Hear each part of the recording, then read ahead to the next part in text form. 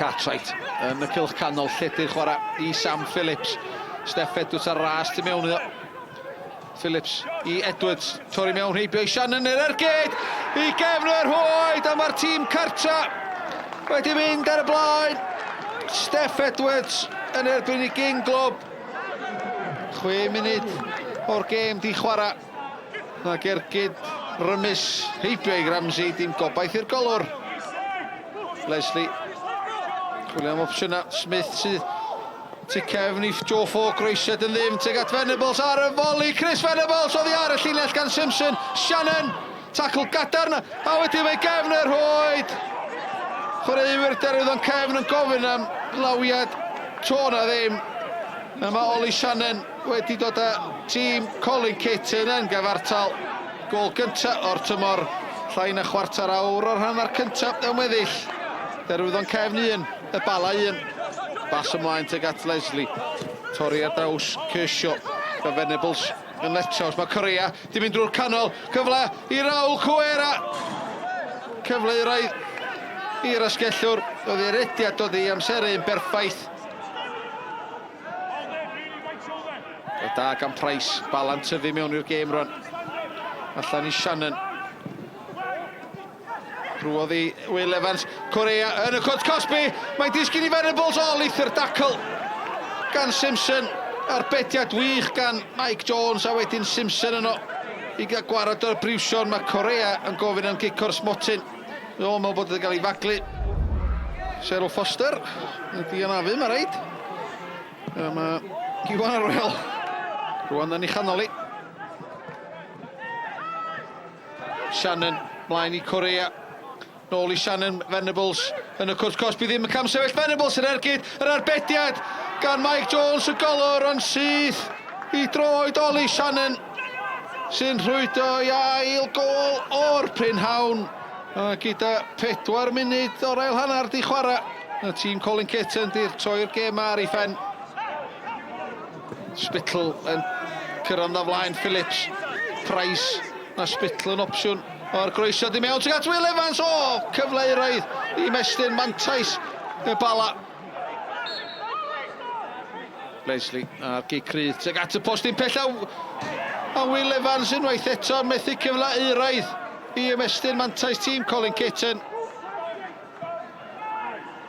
Anthony King nghanol y cae. Ymlaen tuag at Shannon, Correa'n troi, Mooney yn cael ei fagle, mae'n gic o'r smotyn. Dim amheuaeth gan y dyfarnwr Iwan Gruffydd. Venables yn ebyn Jones, a Venables yn glinigol o'r smotyn. Y gôl rhif 16 o'r tymor i Chris Venables. Ceisio dan bwysig am Correa mewn troi. Correa'n dda ac yn brysgamu ymlaen. Bron o gael ei faglu. Yr bas yn dda i'r eilydd Breisel. Simpson gael ei faglu, mae gic o'r smotyn a chwrych ymlaen mae'r dyfarnwr. Wel, hwnna'n bwynt dadleuol. Wel, wir. Breisel, colli allan i Leslie. Venables gael ei wthio i'r llawr gan Simpson. O flaen y dyfarnwr. Leslie a Kershaw. Yn mynd ben yng nghanol y cae. Mae hwnna rhywbeth i digwydd. Eiliad anghynt rhwng y ddau. Wrth i Kershaw eisiau gwrthymosod. Mae'r dyfarnwr Iwan Gruffydd angen sgwrs gyda Leslie a Kershaw.